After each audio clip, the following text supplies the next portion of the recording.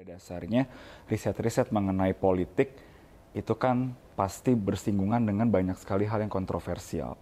Dalam masyarakat menjadi polemik, menjadi pro kontra, menjadi terpolarisasi gitu ya, konflik dan sebagainya. Itu kita masuk ke situ, kita terjun ke situ. Ya, tapi memang namanya kita adalah kerja ilmiah, data adalah data. Politisi itu sebenarnya adalah orang-orang yang punya masalah-masalah konflik internal yang nggak selesai dalam dirinya. Artinya dia nggak beres secara dalam psikologis, dilampiaskan ke dunia publik dan dia menjadi sangat power oriented, cari kekuasaan gitu, menindas orang gitu loh, terus nyebelin gitu kan. Nah, itu kan dulu ada riset di Amerika itu judulnya begini, Politician as Public Enemy. Mungkin di sini juga sama kan. Jadi politisi itu banyak dibenci orang terus. Ya maksudnya radikalisme, terorisme itu ya yang ini, kayak radikalisme dianggap itu memojokkan kelompok agama tertentu. Terus terorisme itu cuma bikinan-bikinan pemerintah untuk mengalihkan isu gitu.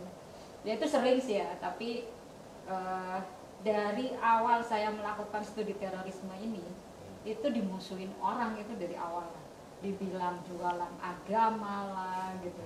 Pernah saya menyampaikan hasil riset tentang terorisme itu, saya malah dimarah-marahin karena Anda ini pakai jilbab tapi mojok-mojokin agama. Nggak hanya politisi, CEO, kemudian para pemimpin-pemimpin itu kan ditengarai punya dark personality yang tinggi. Dalam kadar dark triad, psikopati, narsisisme, sama Machiavellianism gitu ya.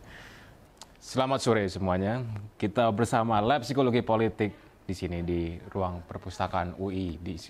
Ini dulunya ruang perpustakaan psikologi UI, sekarang sudah bertahun-tahun baru kesini lagi sebenarnya. Hari ini kita akan berbincang bersama untuk mengenal lebih dekat dengan Lab Psikologi Politik UI. Kita sudah bersama dengan sesepuhnya, Profesor Hamdi Muluk yang enak aja gue dibilang sepuh. Maaf. Tapi oke lah. Itu hanya sebutan saja, bisa dilihat casingnya tidak sepuh-sepuh amat. Kayak makin awkward, tapi ya ampun. Lebih akrab dipanggil dengan Bang Hamdi, nanti saya akan memanggil beliau dengan Bang Hamdi. Di sebelahnya ada Joe Varian Hudiana, Dr. Joe Varian Hudiana. Lebih akrab saya panggil dengan Joe. Ini adalah rekan saya, termasuk juga senior saya, pun juga di S1 sebenarnya junior saya. Dan kemarin barusan jadi dosen saya juga, jadi hubungan kita cukup kompleks ya, Joe. Ini ada Joe, nanti kita akan ngobrol bareng lebih lanjut lagi tentang risetnya yang adalah unik lah pokoknya. Ntar potong aja, sorry. Di sebelahnya ada Mira Nurmila. Kalau Anda tahu, kalau saya nyebutnya sini ya, waktu saya lihat risetnya dan dibimbing langsung oleh beliau, saya nyebutnya Ratu Terorisme Indonesia dengan satu alasan tertentu. Kita bakal gali lagi lebih lanjut nanti. Tapi sebelumnya, Lab Psikologi Politik Universitas Indonesia. Dari namanya udah serem banget ya. Psikologi, politik. Apa tuh? Psikologi politik. Udah ngomongin kejiwaan, ngomongin intrik politik lagi. Bagusnya kita tanya langsung dengan kepala sukunya yang mencetuskan berdirinya Lab Psikologi Politik. Kenapa sih repot-repot mau bikin ini? Kenapa sih merasa perlu membuat laboratorium dan isinya apa? Dari dulu sampai sekarang yang dikerjakan apa? Misalnya kalau saya tanya secara sepintas nih Bang Hamdi nih, gambarannya gimana sih? Apa yang dilakukan lab ini dan kenapa dulu awalnya tuh dibentuk lab ini? Iya, dulu kan dibentuk itu pertama kali kalau formalnya itu seingat saya itu sekitar 2008, waktu itu dekannya Dr. Wilman Dahlan. Tapi sebelumnya saya suka warawiri begitu di dunia publik lah. Warawiri dunia publik. Sebagai apa tuh? Ya di TV, ya di radio, di seminar, terus nulis di banyak media. Intinya saya mengatakan memang harus ada kajian gitu tentang psikologi politik dan ada yang menekuni itu. Nah, kebetulan saya menekuni itu dan saya mengajak orang mengenal apa itu psikologi politik gitu ya. Kurang lebih sebenarnya psikologi politik kan kita memanfaatkan tinjauan-tinjauan teori-teori psikologi untuk membedah situasi politik. baik itu aktor-aktornya, pengikutnya, dan dinamika di antara itulah aktor, pengikut, dan tentu karena politik itu nggak bisa lepas dari konteks sistem politik di tempat itu, yaitu tentu kajian psikologi politik ya di Indonesia, di Malaysia, di Arab Arab gitu, di belahan dunia ya pasti ada konteksnya. Tapi kan pisau analisisnya psikologi, ilmu perilaku yang mempelajari bagaimana manusia berpikir, merasa, bertingkah laku gitu kan. Nah, pada waktu itu saya kira momennya pas, Val. Jadi waktu saya memproklamirkan perlunya psikologi politik Indonesia itu pertama kali tahun 1999 sebenarnya. Setelah reformasi, setelah Orde Baru tumbang, dan setelah itu membicarakan politik itu kan nggak tabu lagi. Ya loh, zamannya sebelum Soeharto itu nggak ada yang berani. Jadi semua tiarap lah. Jadi kalau orang dianggap membicarakan kondisi politik itu ya hati-hati banget gitu loh. Ya nggak boleh yang sensitif gitu, yang normatif banget gitu kan. Era itu kan berakhir setelah ada keterbukaan, Soeharto tumbang, kita menyambut era demokratisasi, terus bermunculah kan pengamat-pengamat politik kan di TV, di radio, di mana, di seminar, di koran, dan public discourse about politik itu rame gitu loh. Dan itu didominasi oleh orang political science, ya sosiologi gitu ya, atau ilmu-ilmu sosial yang minus psikologi, kira-kira begitu. Kenapa harus psikologi gitu, Bang? Jadi waktu itu saya kira saya pas saja masuknya, Val. Jadi setelah 99 saya ingat saya pidato dulu di fakultas. Yang pidatonya akademik banget gitu loh. Kenapa harus ada sains yang disebut political psychology? Nah, tuh kenapa tuh? Itu ya waktu itu alasan saya kan memang ini kita sekarang era demokratisasi sudah dimulai di Indonesia, bahwa politik itu terlalu sayang hanya dibahas oleh orang-orang political science, ya, sosiologi atau ekonomi atau hukum yang akrab di telinga orang kan. Pada waktu saya introduce itu, bahkan di kalangan dalam sendiri pun di fakultas ini ada yang bengong, ada tuh yang namanya political psychology. Nah dulu kan saya di social psychology itu tahulah gitu kan, political psychology apa. Jadi orang mungkin meraba-raba tahulah ya kira-kira ya ini gejala-gejala politik itu dijelaskan dari sudut pandang psikologi gitu loh.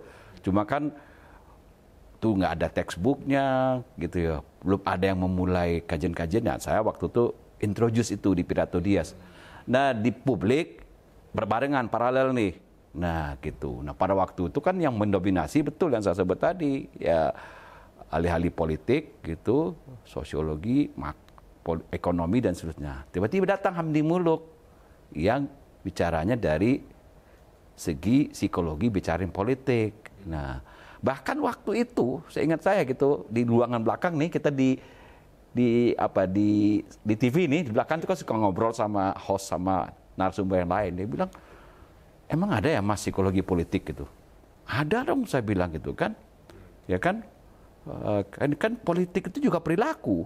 Nah perilaku itu kan harus dibedah, perilaku politik orang itu, baik aktornya, baik masanya. Terus saya bilang, saya kira ya Mas ya, psikologi itu cuma bicarain hal orang-orang sakit jiwa Mas katanya kan, psikopat gitu kan. Terus saya nyetuk aja. Pasti pernah Lihat saya bilang gitu, Mas benar saya bilang, karena emang benar, politisi itu banyak yang psikopat Mas, itu ngakak gitu loh.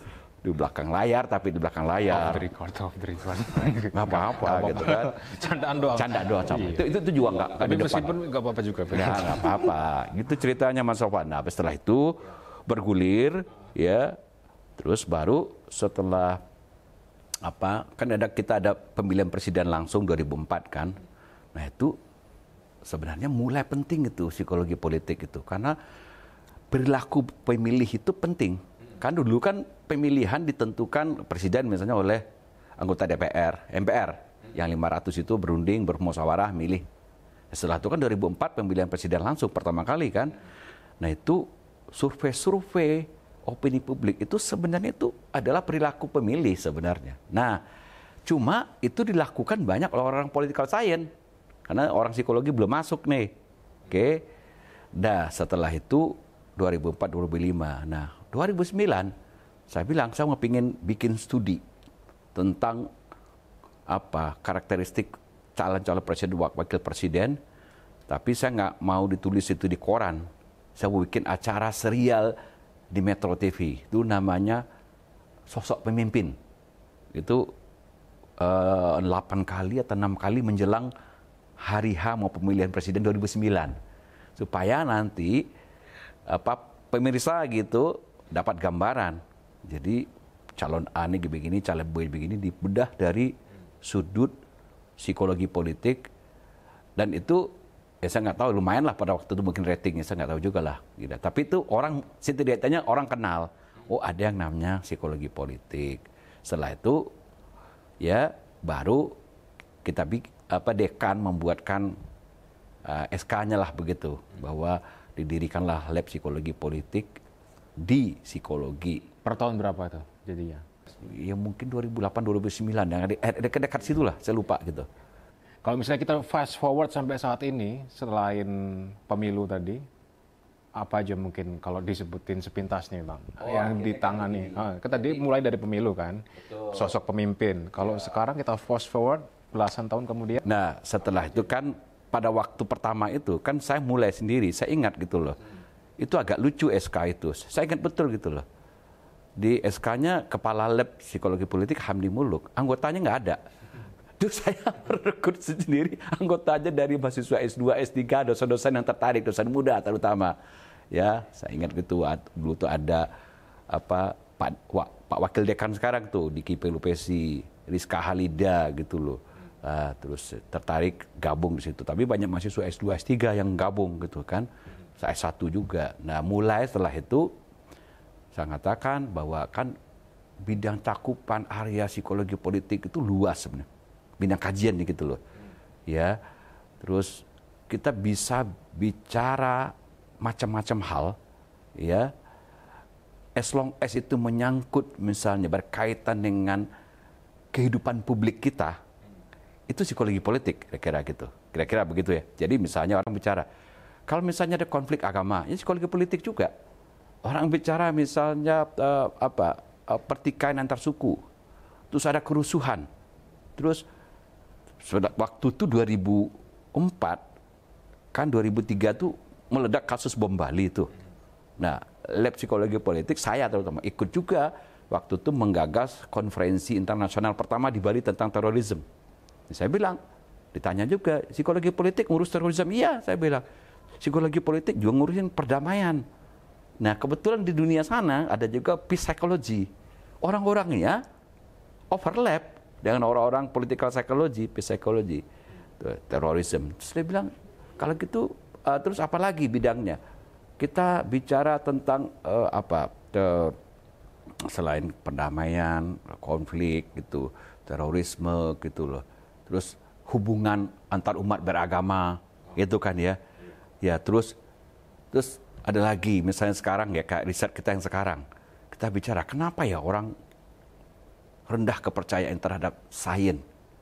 Ternyata masuk politik juga. Karena begini, sains itu nanti menjadi basis pembuatan kebijakan. Oke. Nah, ternyata kita nggak mau hormati sains, misalnya kayak gitu ya. Dan masyarakat juga ikut-ikutan percaya hoax, percaya teori konspirasi gitu loh. Nggak punya sikap terhadap ilmiah yang bagus, terhadap sains yang bagus. Jadi persoalan juga, kenapa sikap masyarakat bisa seperti itu? Nanti Joe bisa jelasin misalnya, itu Joe yang mempropos stream riset itu. Dan setelah itu di lab berkembang. Misalnya nanti ya, riset-riset terorisme banyak dihandle oleh Mira. Ya, terus saya masih ikut terorisme sama hubungan agama, tapi saya ikut juga riset tentang tentang polarisasi politik, tentang hoax, tentang konspirasi, kaitannya dengan akhirnya kita nggak bisa bersikap positif terhadap sains masyarakat kita gitu loh. Jadi psikologi politik menjadi luas gitu loh. Sekarang kalau Anda bilang tarik ke sini kan, sekarang udah macam-macam gitu loh. Ada lagi yang studi tentang polarisasi politik, ada lagi studi ideologi. Gitu, ideologi jelas ya, itu politik ya, kayak gitu. Jadi ramai sekarang kita. Gitu, Val. Keren nggak sih? Keren sih ya. Saking kerennya, saya juga yang membawa konspirasi, dan sekarang kebetulan pornografi iseng-iseng nyambung ke politik juga, tapi itu untuk bahasan lagi yang lanjut nanti. Jadi kita penasaran juga nih, kan kita sudah tahu sejarahnya sejak reformasi pertama dimulai, kemudian pemilu langsung dimulai sampai belasan tahun kemudian sampai di sini. Lab yang awalnya hantu isinya hanya ada Prof. Hamdi saja. Anggotanya hantu, kosong. Tapi kita setelah bertahun kedatangan banyak orang-orang istimewa yang turut membantu kajian psikologi politik di Indonesia. Nah, yang saya penasaran sekarang ini ada Joe dan Mbak Mira. Mungkin kita bisa tanya langsung pengalaman pertama mereka masuk awal-awal di lab itu gimana ceritanya? Kok memilih ke arah sini? Habis itu apa yang dituju? Apa yang mau dimau untuk dilakukan gitu loh? Kenapa yang dipilih untuk berkiprahnya di lab psikologi politik? Saya mungkin ke Mbak Mira dulu. Oke. Ya, tadi, Gimana kira-kira? Pengalaman pertamanya di lab gimana, Mbak? Pertama itu ketemu Prof. Hamdi dulu sih. Saya nggak tahu ada lab psikologi politik, tapi tahu ada Prof. Hamdi dulu. Gitu. Di tahun berapa ini?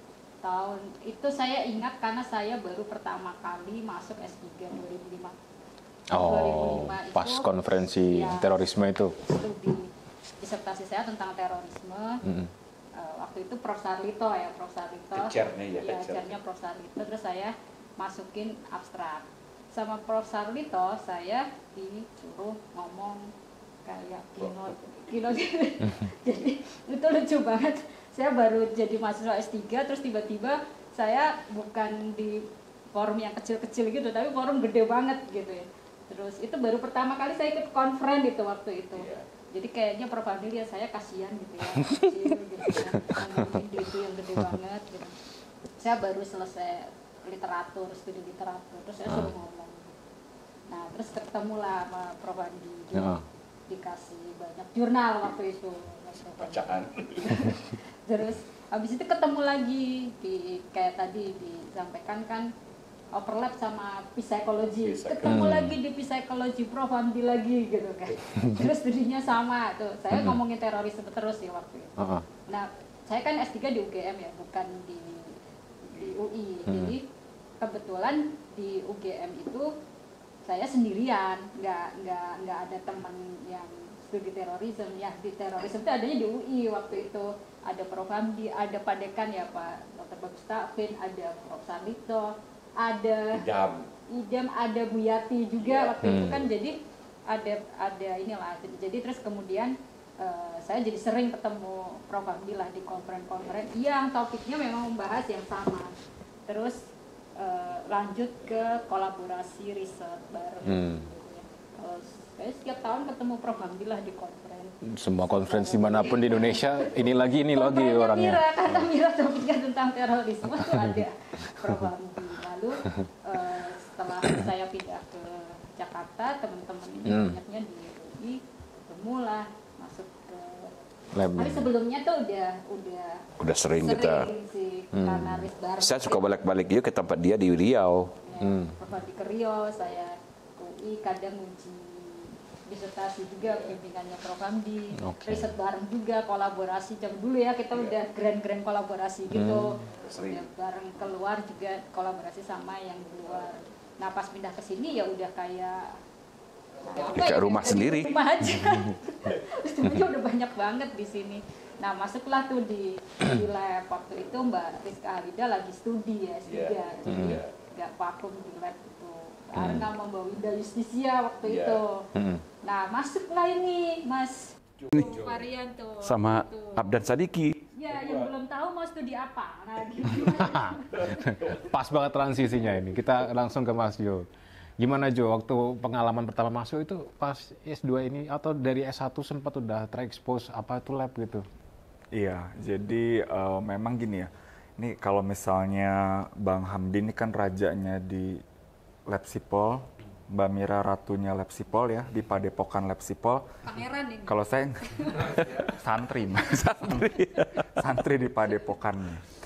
Nah jadi waktu itu memang dari S1 sebenarnya sih awalnya belum tahu gitu sebenarnya. Tapi udah terkenal sebenarnya Lab Sipol. Maksudnya ini penasaran nih, terkenalnya waktu belum tahu Lab Sipol, dikenalnya sebagai apa? Di kalangan mahasiswa S1? Di mahasiswa S1 itu tuh terkenal Bang Hamdi sering muncul di mana-mana gitu kan.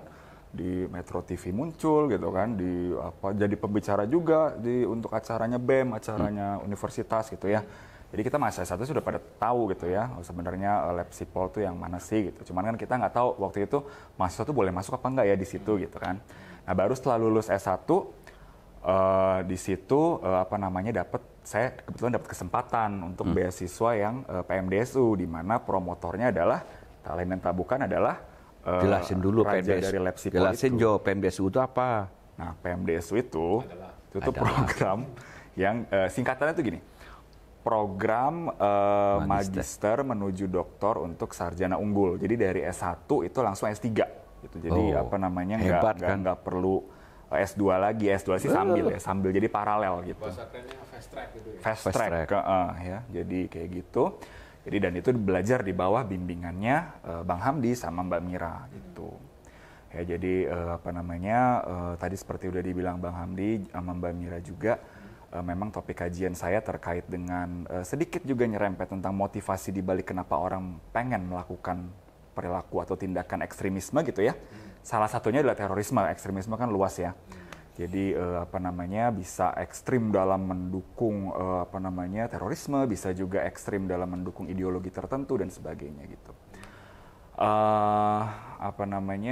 Juga sekarang ini banyak kita mendalami tentang science skepticism atau skeptisisme terhadap sains gitu ya. Kenapa sih kok orang ada yang mempertanyakan sains, dan kenapa membanding-bandingkannya dengan ideologi lain gitu, misalnya kayak ideologi politik lain atau agama misalnya seperti itu. Kenapa disanding-sandingan tuh kita pengen tahu nih kenapa ya orang-orang berpikirnya seperti itu gitu. Karena ada yang mikirnya kayaknya nggak usah seberang-seberangin, di dua-duanya berguna misalnya, kan ada orang yang berpikir gitu. Tapi ada juga yang nggak berpikir seperti itu, ada juga yang berpikirnya ini bertentangan gitu kan misalnya. Kalau bertentangan nggak boleh diterima, kita harus ambil yang lebih otoritatif, bukan sains. Nah, hal semacam itu. Nah, kenapa bisa beda-beda kayak gitu? Nah, itu yang tertarik kita untuk mencari tahu lebih lanjut gitu ya. Salah satunya kan misalnya kalau kita ngomongin skeptisisme terhadap sains, misalnya adalah soal vaksin nih, kita kan lagi COVID. Terakhir banget ini vaksin kemarin. Itu kan sebenarnya vaksin ini kan temuan sains sebenarnya kan gitu. Nah jadi kenapa ada gerakan-gerakan yang berusaha menolak itu, kan gerakan politik sebenarnya ya. Kalau ditanya kaitannya apa sih skeptisisme sains sama politik, ya itu ya, ada gerakan massa di mana ada penolakan terhadap jadi sains. skeptisisme terhadap sains itu juga one of political attitude, salah satu sikap politik, Val. Ada latar belakang, ada mungkin motivasi ideologi di belakang, nggak polos-polos kita melihatnya, gitu. Ingat sobat sains sudah. Ya, itu tadi tentang segala hal kayaknya besar banget ya kalau kita ngomongin psikologi politik ini, dari ideologi, pemilu, dan rasanya skalanya nasional banget loh. Tapi sekarang kita kecilkan lingkup kita dulu.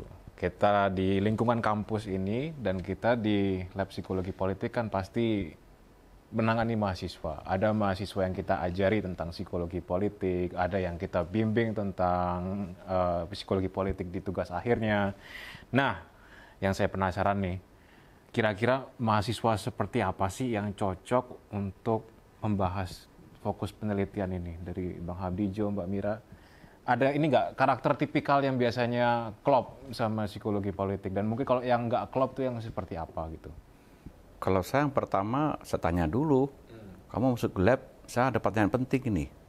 Kamu itu, are you a coffee lover or coffee hater? Kalau pembenci kopi nggak mau saya. Orang di lab itu kita pencinta kopi semua. Masuk lab langsung semerbak harum kopi gitu ya. Gitu loh. Jadi kalau istilah anak sekarang, lu nggak suka kopi nggak asik deh lo, gitu loh. Ngapain gue lu di sini kalau sama orang nggak asik? Tapi maksud saya tuh asik itu penting ya. Asik itu, Val ya. Maksud gue asik tuh. Mahasiswa yang asik itu gimana? Satu, dia pengen belajar. Oke, mau belajar. Terus belajar dulu. Karena ada juga mahasiswa nggak asik tuh begini. Dikit-dikit itu nanya, saya nanti honor saya berapa kalau masuk sini. Ada yang gitu, nyebelin kan? Belum belajar, belum ngapa-ngapain. Itu makanya gue bilang, Mir, mau kerja apa cari honor kayak gitu-gitu. Terus belum ngapa-ngapain tuh udah kayak ngatur-ngatur gitu loh. Saya mau ini, saya mau itu. Lo masuk di sini, nikmati dulu suasana di sini gitu loh. Nah kita di lab itu kan kita ngomong gitu kadang-kadang tuh kayak anak sekarang tuh random. Lalu kita bisa ngomongin dari filsafat, ya, masuk ke politik. Randomnya filsafat. Ya, enggak. Habis itu tiba-tiba ngomongin seni, ngomongin musik. Film sering. Film sering gitu loh. Habis itu sekarang saya lagi nih, lab sekarang juga tiba-tiba ngajakin, ayo main basket, main bulu tangkis, badminton gitu. Jadi ya kita intinya asik-asik lah. Kalau mahasiswa tuh nggak bisa asik itu nggak enak. Karakter pribadinya tuh ini ya, yang relax. Relax gitu loh. Tapi termasuk asiknya begini nih. Oke, jadi kita mau bikin riset. Lo ada ide apa? Orang bilang, lo mau riset, tapi duit kita terbatas nih. Lo bisa nggak jalan cuma dengan duit gini? Ah, bisa bang. Saya ngakalin begini. Waktu asiknya kayak gitu-gitu tuh. Jadi, pada kadang-kadang juga kita nggak ngotot misalnya cari orang yang pinter, tapi misalnya behavior tadi nggak asik, dikasih tantang dikit, terus bisa misuh kayak gitu-gitu loh. Terus ada yang gitu, terus ada yang hitung-hitungan banget. Saya nggak mau gini, saya nggak mau gitu. Saya bilang nggak asik loh kayak gitu loh. Jadi istilahnya nggak usah takut lah. Pokoknya kalau lu asik gitu, ya asik ajak ngomong gitu. Terus apa nggak hitung-hitungan, terus juga eager pengen belajar gitu loh, ya. Terus ada mahasiswa datang dulu gini, oh saya mau bikin skripsi tentang ini bang, cuma saya maunya segini aja, saya nuntut agak lebih. Nah, dia kabur, kan nggak asik anaknya. Padahal saya bilang saya udah mikir nih, kalau dia mau diajak asik, tingkat kesulitan skripsinya naikin sedikit, oke. Saya bantuin dia publish gitu loh. Jurnalnya saya publish di jurnal yang bagus gitu loh. Tapi dia mikirnya cuma angka. Saya mau dulu skripsi gitu kan nggak asik gitu anak. Perhatikan nih, ini bukan tempat untuk mereka yang mau asal lulus karena antara bakal kabur atau bakal tersiksa di sini. Iya. Jadi kalau orang tuh punya passion, jadi akademisi minta lebih, itu kata layani. Kejaban nih kata bahasa Betawinya, gue jabanin nih gitu. Nggak tahu nih Mira, tanya Mira aja kak gitu. Tapi nggak menuntut kemungkinan kan kalau misalnya ini kan namanya psikologi politik. Terus kalau misalnya yang S2, S3 gitu, yang mau jadi politisi tiba-tiba, wah ada politiknya saya daftar ke sini. Nggak apa-apa. Cocok juga kira-kira. Asal lu asik aja gitu. Asik, yang penting itu ya karakternya asik. Tapi ada nggak yang mau jadi politisi masuk ke... Sejauh ini belum ya? Sejauh ini belum, mungkin nanti ya, kita kan nggak tahu juga ya. Masa hidup orang panjang gitu loh. Setelah dia lulus misalnya S2 ya, terus kerja di seluruh pekerjaan tesisnya di kita atau S3-nya di kita. Sekarang nggak tahu dia di mana misalnya. Tahu-tahu 10 tahun lagi bisa jadi politisi, who knows gitu. Ini menarik juga nih. Kita di sini juga bukan training politik ya, bukan training untuk bisa memenangkan pemilu. Kita di sini memang lebih banyak kita science sebenarnya. Science. Semangat besar utamanya ada di publikasi dan penelitian, diseminasi dari pengetahuan ini biar orang tuh paham apa yang terjadi dengan masyarakatnya gitu ya. Ya tapi maksudnya kalau ada yang butuh konsultasi politik kita juga bisa kok. Oke. Ya. Tapi kan nggak elok dibilangin di sini. Cielah. Itu untuk acara lain mungkin kita simpan dulu. Bagaimana dengan Jo dan Mbak Mira? Mahasiswa seperti apa yang nyambung? Aja ya. Jadi sebenarnya lab itu kan bukan kayak kelas atau bukan juga prodi ya, tapi itu sebagai komunitas yang mendukung kayak padepokan gitu loh, padepokan di mana apa-apa yang kalau ini fokusnya ke riset kan, riset itu kan bukan hanya pengetahuan yang dibaca, tapi itu juga harus dipraktekkan. Terus di lab juga kita belajar yang namanya itu bisnis mengelola manajemen riset. Terus riset yang dikelola apa sih misalnya? Ya mulai kayak gimana sih supaya riset itu dari mulai merumuskan riset yang bagus ya, desain sampai kemudian itu berhasil selesai diproduksi dan dipublikasikan gitu. Jadi kan riset itu selalu orang butuh dana. Nah, dana kita di lab itu tetap aja lah, semua riset tuh butuh pendanaan. Kita juga ngelola itu juga supaya semua riset itu bisa didanai. Supaya agenda riset kita itu, roadmap dari riset kita itu bisa terus jalan terus. Jadi nggak ada tuh ceritanya yang kayak oh kita tahun ini nggak bisa riset karena nggak ada bank. Nggak ada itu. Nggak ada. Ya jadi itu ngelola. Terus kemudian karena kita tuh banyak juga sih mahasiswa S1, mahasiswa S2, mahasiswa S3.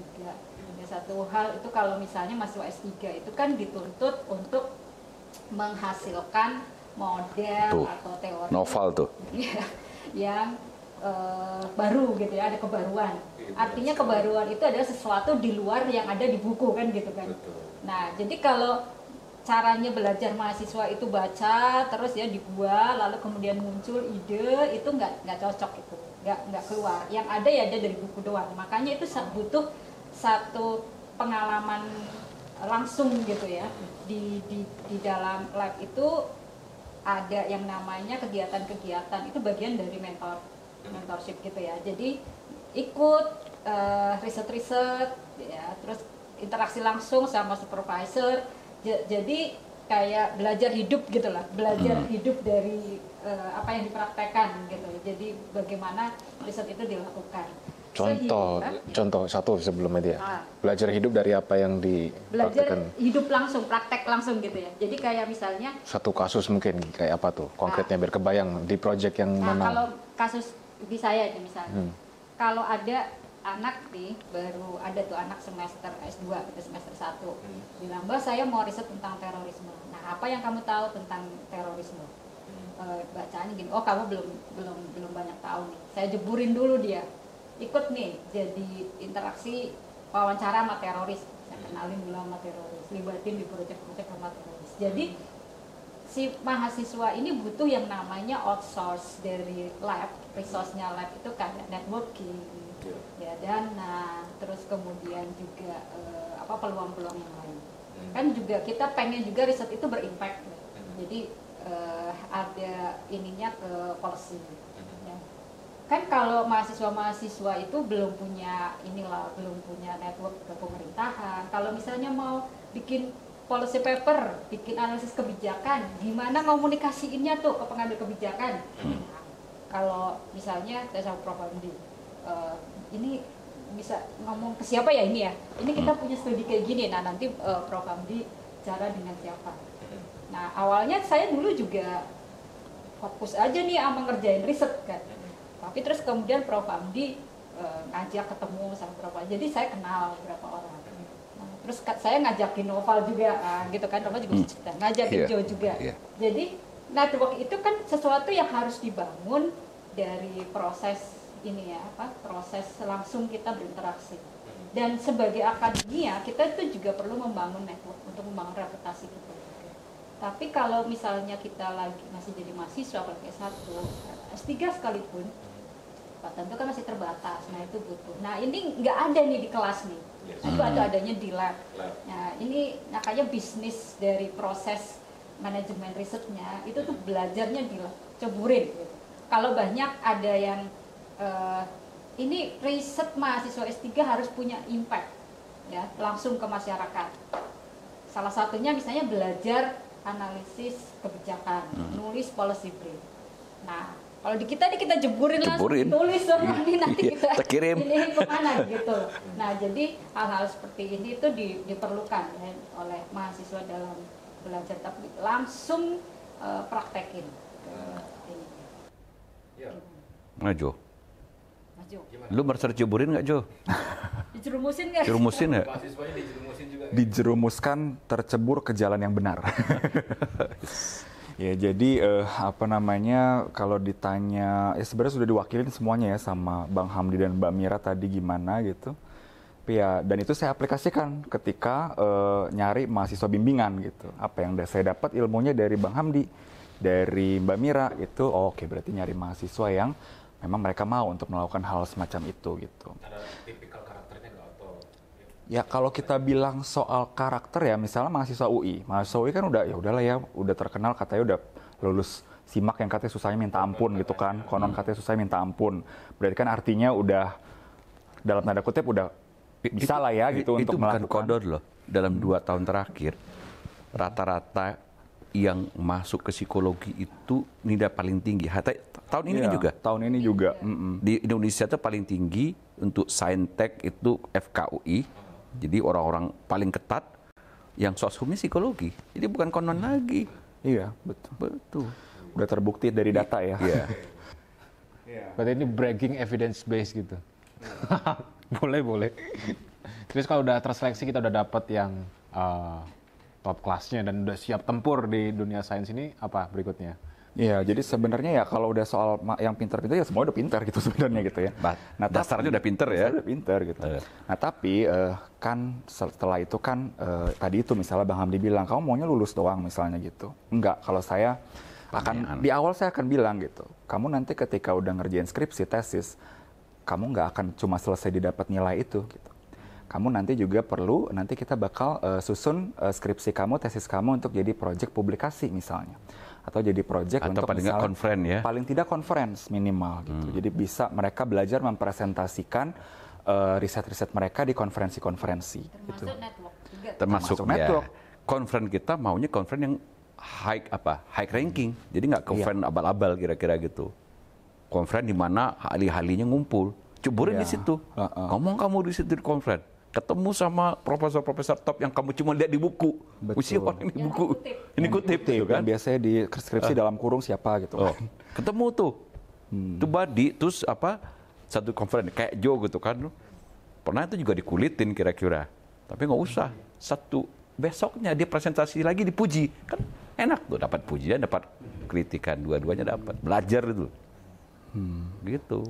Ya, jadi ya seperti itu ya, mahasiswa yang kita harapkan.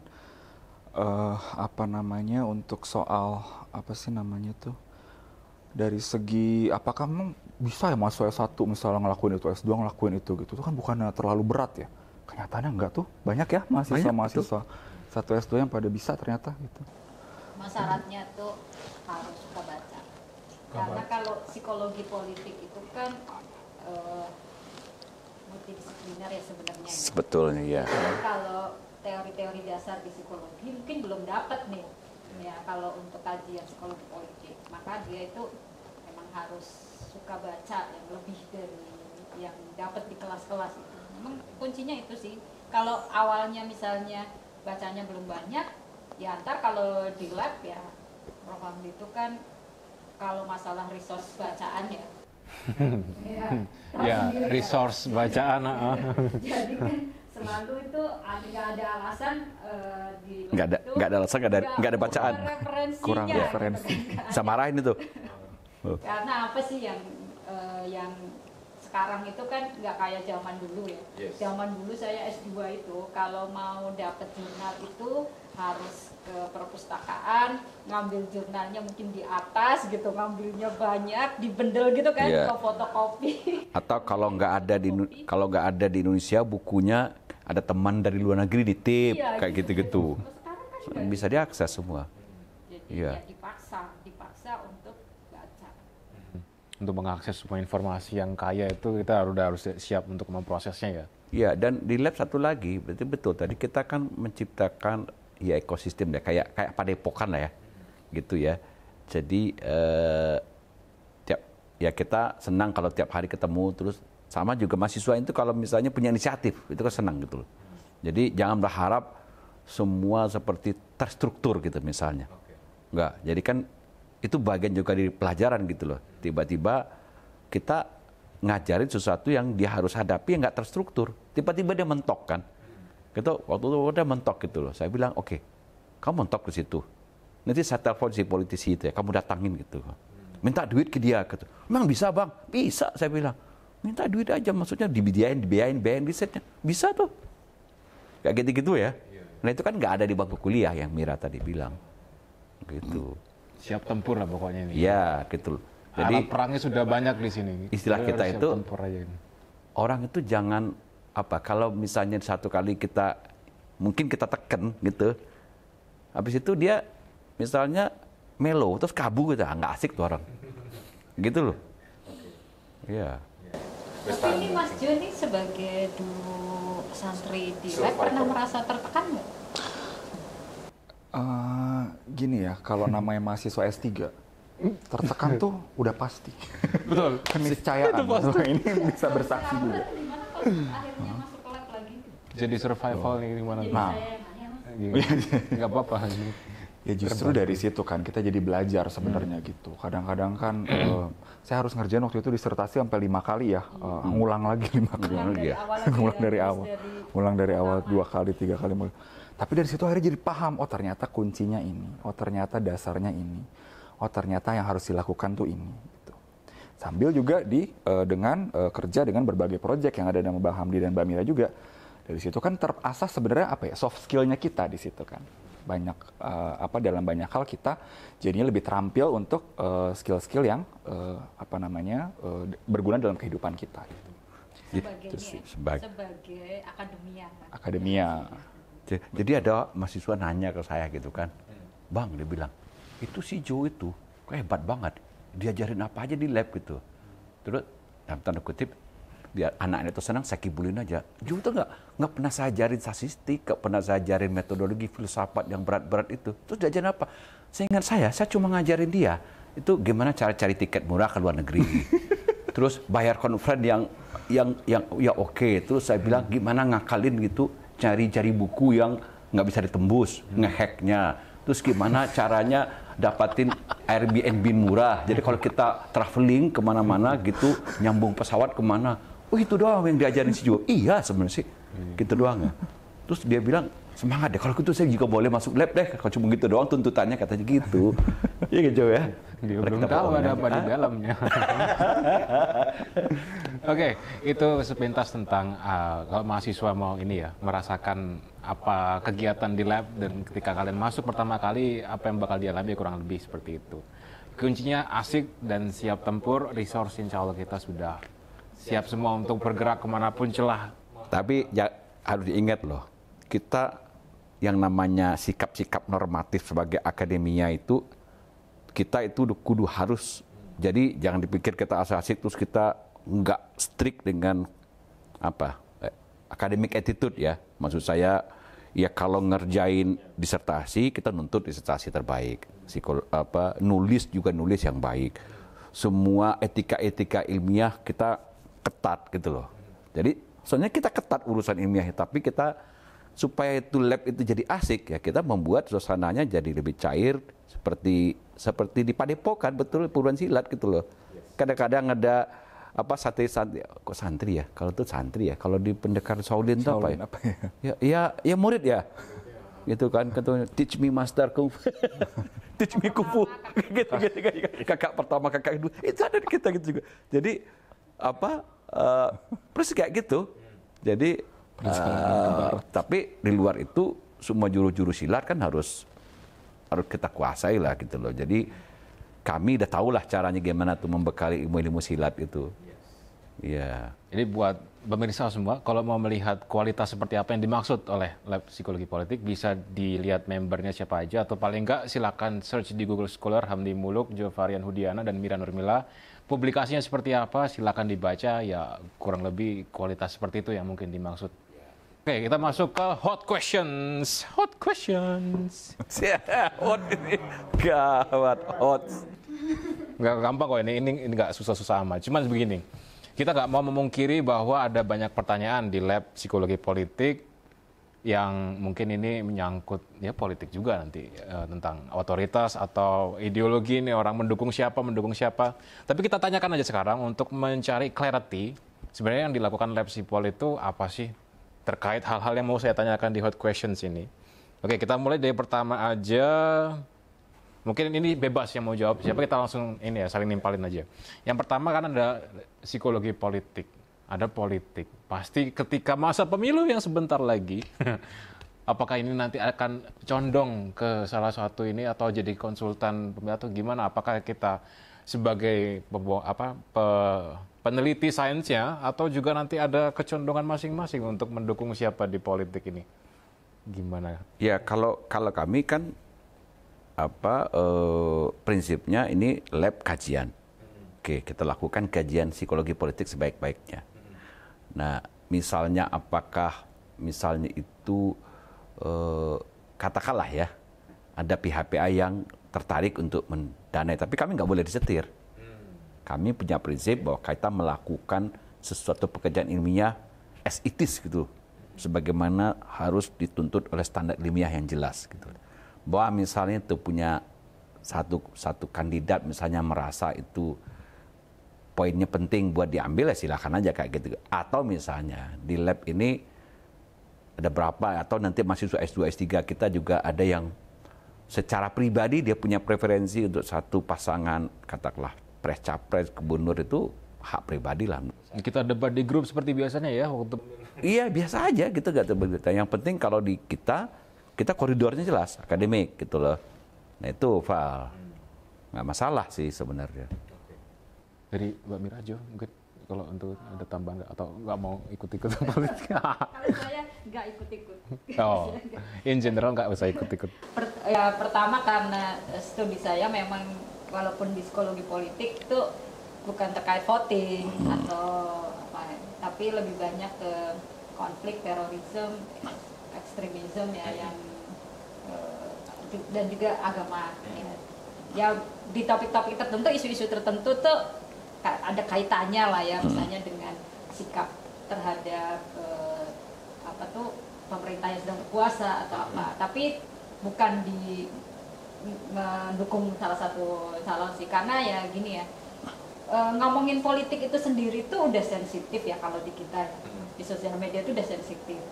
Tapi kan kita itu di lab itu punya kemewahan ya, dimana kita ngomongin politik itu nggak pakai sensi gitu. Oh, itu privilege tuh ya. Iya, itu Ngomongin politik nggak menurut pakai saya. sensi itu privilege. Kita apa adanya as it is, dan sebagai peneliti kita bisa mengenyampingkan apapun preferensi peneliti itu. Kita bicara sesuatu yang objektif saja. Sebagai sebuah gejala kenyataan politik kita bedah, dan di lab kita bisa ngomong itu serius, misalnya serius dalam pengertian kita adu teori gitu loh. Penjelasannya kita sini. Misalnya kemarin ya soal contoh hot kasus pemilihan gubernur DKI 2017. Ya, kita ngomong di dalam. Ya nggak apa-apa pakai data aja gitu loh. Nah gitu yang dimaksud Mira. Itu kan bagi orang sensitif ya. Tapi setelah itu kita kadang-kadang kita ketawa aja bicara, ngomonginnya di dalam gitu ya. Gitu. Ya, biasa kan. Biasa. Bisa berbeda sikap saya mau Prof. Hamdi atau Jo atau Winda atau nanti ada mahasiswa S3 lagi S2, itu biasa aja gitu. Tapi kalau urusan ilmiah kita strict gitu kira-kira. nggak ada yang keluar dari lab gara-gara perbedaan. Iya, tapi di lab misalnya kalau Anda amati dari beberapa, misalnya kalau ada pemilihan gubernur di tempat-tempat yang kita anggap penting, misalnya kita mengeluarkan rilis-rilis kita tentang potret calon-calon itu kan kerjaan ilmiah aja. Walaupun kadang-kadang banyak orang menafsirkan lab Sipol condong ke sini, kita nggak pernah condong. Cuma masalahnya kalau memang temuan kita si A begini, si B begini, si C begini, itu kan sebuah fakta ilmiah aja. Gitu. Cuma memang kita harus siap. Kita bilang fakta ilmiah. Tapi tanggapan publik di luar itu bisa beragam. Tergantung posisi dia di mana, itu biasa kan. Siap-siap menjelaskan aja. Iya, siap-siap menjelaskan saja. Tugasnya akademisi. Iya. Tugasnya Prof. Hamdi. Kita di isu yang lain saja. Oke. Ada tahu mau lanjut? Oke. Ini nyambung soalnya ini tentang terorisme radikal gitu ya. Hot question kedua adalah sering kali terdengar nih, apakah radikalisme terorisme itu dilebih-lebihkan biar seakan-akan kita sedang menangani sesuatu yang Dibuat-buat penting gitu. dibuat-buat ya. Udah selesai bom Bali, selesai, terus yang kecil-kecil itu ya udah, terus kerjaannya apa? Emang beneran ada nggak sih? Kalau sebagai akademisi gimana nih kita memberitahukannya ada apa enggaknya itu?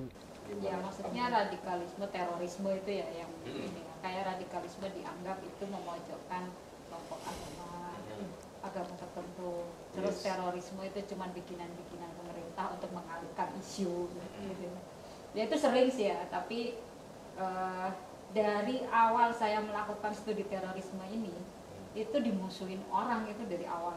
Dibilang jualan agama lah gitu. Pernah saya menyampaikan hasil riset tentang terorisme itu, saya malah dimarah-marahin karena Anda ini pakai jilbab tapi mojok-mojokin agama ya gitu-gitu lah. Itu tuh sering tuh. Dan saya belajar dari proses itu ya. Jadi karena saya kan kita nih ya, Hamdi juga. Ya kita jeblosin semua lah ya, juga nopal juga jeblosin semua yang ketemu sama teroris. Ngadepin sendiri gimana mereka itu ngancam Penggal biasa. Kalau keluar ya yang pertama, Prof. Hamdi udah berapa kali mau berantem. Semua dipenggal gitu. Ya. Jadi intinya itu kita tuh susah ya meyakinkan orang ya untuk sesuatu yang memang nggak mau dilihat. Ya tapi kita juga memahami bahwa yang namanya ideologi itu motivated. Ya. Tadi kami sampaikan kalau udah posisinya di awal seperti itu, ya susah kita membukakan fakta sebanyak apapun itu nggak akan bisa diterima. Karena orang carinya pembenaran, iya, bukan kebenaran. Betul. Jadi ya kalau di saya sendiri, di kita nih ya sebagai peneliti, kalau kita bisa mendefinisikan apa itu terorisme, apa itu radikalisme, apa itu ekstremisme secara jelas dan datanya ngomong seperti apa, ya sudahlah, orang percaya tidak percaya itu dia punya kebutuhan yang lain. Kalau kita ngomongin di ini ya, ngomongin di prakteknya yang di masyarakat, tentu banyak yang merasa terpojok atau tidak diuntungkan dengan itu. Ya, dan saya sendiri tidak punya misi untuk meyakinkan orang-orang bahwa maksudnya yang saya omongkan itu benar loh. Tapi lebih pada ada beberapa kondisi yang memang ini tuh ada masalah di kita. Nah fokus kita adalah bagaimana berkontribusi ikut menyelesaikan masalah itu.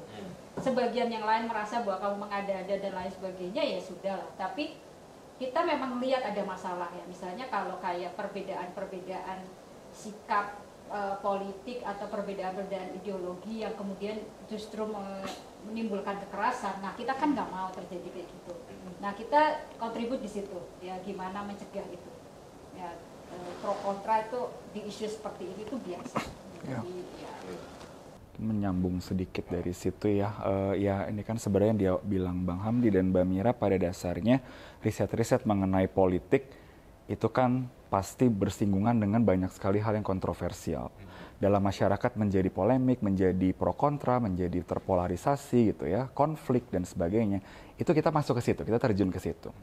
Ya, tapi memang namanya kita adalah kerja ilmiah, data adalah data, gitu kan. Ketika datanya dipetakan seperti ini, mungkin tidak akan menyenangkan semua orang. Gitu. Data yang kita dapatkan, gitu. Nah, jadi memang di situ yang barangkali menjadi tantangan ya. Kalau misalnya mereka yang ingin terjun ke dalam bidang psikologi politik, itu mungkin harus sudah siap dengan isu-isu semacam ini, gitu. Jadi memang kadang-kadang lebih sering kita seperti tadi Mbak Mira bilang motivated ya. Seringkali kita ketika berpikir itu seperti bukan seperti saintis yang memang kalau misalnya ada fakta yang memang saya salah keyakinannya berarti saya harus merevisinya gitu kan. Kalau sains kan begitu, ilmu pengetahuan kan begitu.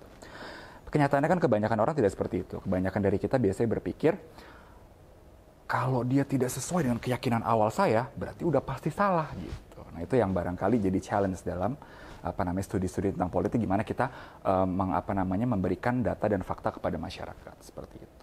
Itu pasti dialami juga oleh orang-orang yang meneliti di bidang ini. Mungkin di luar dari lab psikologi politik ini juga pasti sangat umum ya, di entah lembaga survei atau lembaga pasti sehari-hari menemui hal semacam itu. Itu dualisme yang kita bawa semua nih kayaknya. Kita harus secara percaya diri membawa apa yang sudah kita tahu, tapi juga siap betul untuk merevisi ketika kita terbukti salah gitu.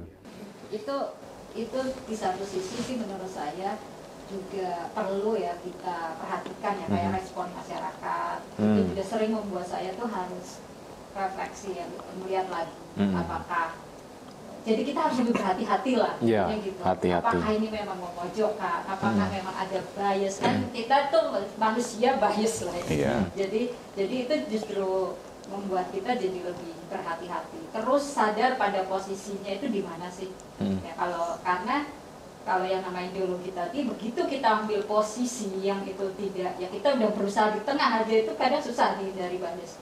Kesadaran kita akan rentannya kita pada bias ini dalam baik sebagai tadi kerja sebagai ilmiah sekalipun tidak otomatis bahwa kita lepas dari biasnya. Tapi di sini adalah saya sukanya kita mengambil posisi sebagai peneliti di sini itu adalah kita terbuka, ya terbuka pada bahwa ini kemungkinan salah. Kita nggak mengklaim bahwa ini yang paling benar, bahwa ini ada kemungkinan ada alternatif lain penjelasannya. Nah hal-hal seperti itu sih yang coba kita tunjukkan melalui tulisan-tulisan, tidak hanya di publikasi sifatnya ilmiah ya di kalangan terbatas ilmiah, tapi juga di yang lebih populer ya bisa diakses oleh orang banyak.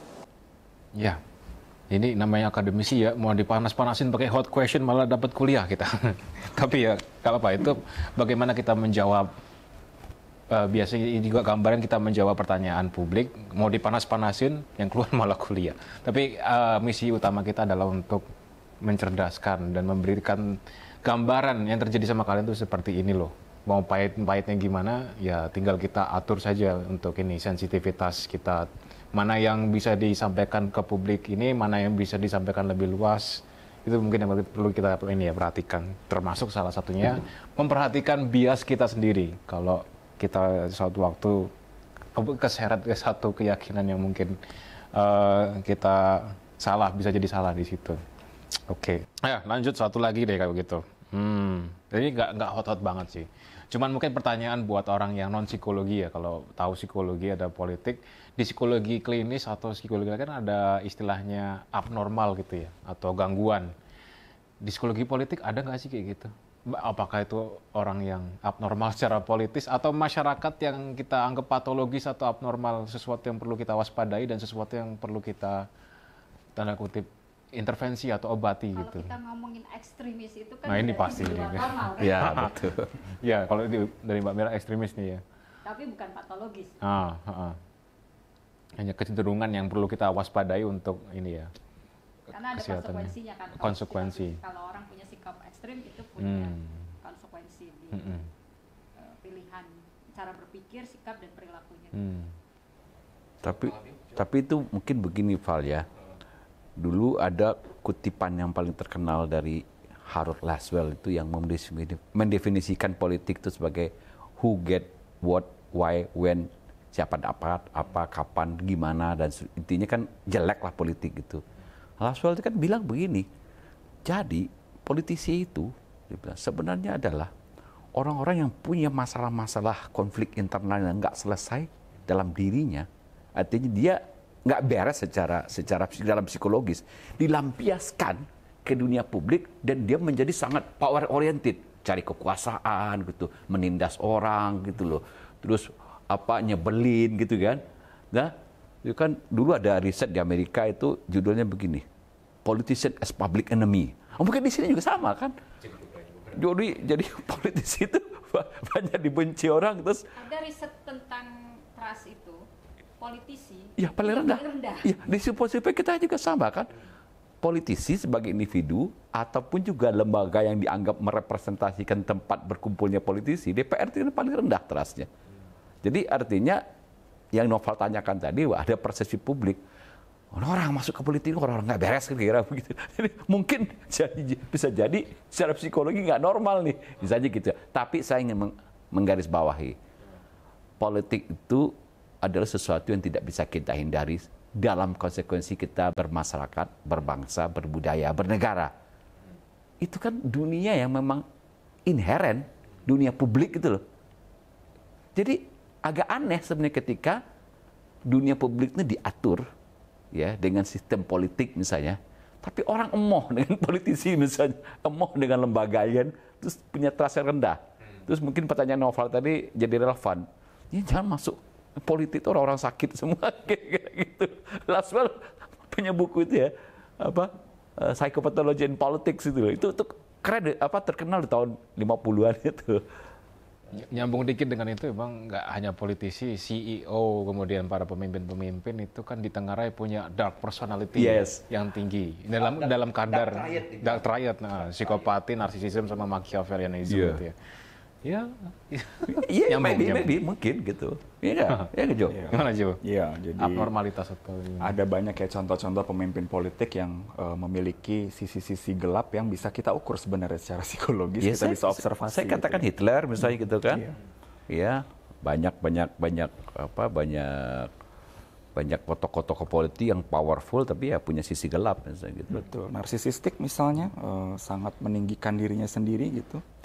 Dan ada juga istilah dalam psikologi politik kolektif narsisisme ya. Kolektif. Jadi narsisismenya berjamaah kalau kan biasanya narsisisme sendiri gitu kan. Kalau ini narsisisme berjamaah. Artinya mereka merasa kelompok saya yang lebih bagus, kelompok saya lebih superior. apa namanya Lebih berhak dipuji, lebih layak dipuji gitu, harus lebih tinggi gitu. Yang lain tuh harusnya nggak mendapatkan hak sebagaimana yang saya dapatkan gitu. Tahu posisi dong lu. Tahu posisi dong kayak gitu. Kolektif ngasih Jadi ya hal semacam itu juga dibahas dalam psikologi politik. Apakah ini perlu, kalau di klinis kan ada perlu intervensi, perlu terapi. Ini masyarakat yang butuh terapi kalau kayak gitu jadinya. Sedang kena kolektif narsisisme atau sedang kelihatan ada trigger-trigger ekstremisme. Kita melakukan. Jadi misalnya kerja-kerja kita tidak hanya sekedar memotret misalnya, terus mencari apa prinsip teoritik di belakang itu, menjelaskan, tapi kan kita juga berusaha mengatasi. Misalnya dalam konteks kita rutin melakukan misalnya deradikalisasi dan proses rehabilitasi kepada teman-teman kita yang terseret terorisme, ekstremisme dan macam-macam. Kita melakukan juga untuk kalangan anak muda gitu loh. Kita melakukan juga counter narasi kayak gitu-gitu. Terus beberapa misalnya kalau dalam konteks politik ya, misalnya kalau orang resah hari-hari ini politik kita tuh banyak diisi orang-orang yang yang nggak bagus lah katakan begitu. Nah kita kan katakan ke masyarakat banyak loh kita punya stok-stok orang baik. Dan orang ini bisa didorong menjadi pemimpin, menjadi calon-calon pilkada, gubernur dan even presiden sekalipun. Jadi kita berusaha lah mewarnai bahwa kita pingin bahwa politik tak akan bisa dihilangkan, suka nggak suka, itu bagian inheren dari berdemokrasi. Tapi kita pingin membuat itu kan lebih bermartabat, gitu loh.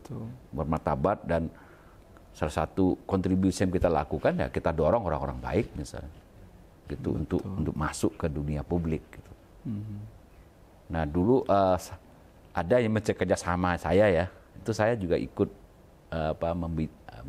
memidani itu. Sampai hari ini sekolah politisi muda gitu.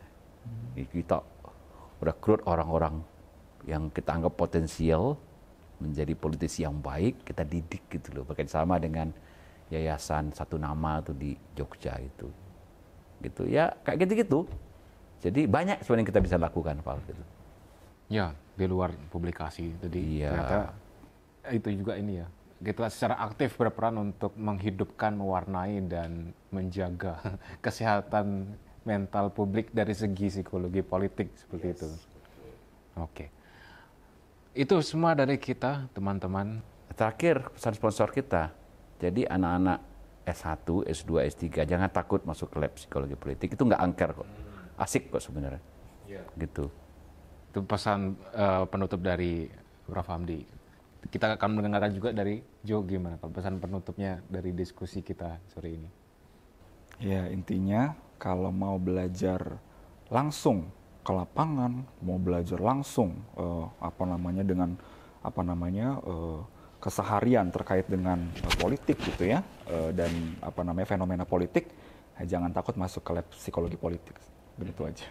Mari kita asik-asikan bareng di sini. Dari Mbak Mira.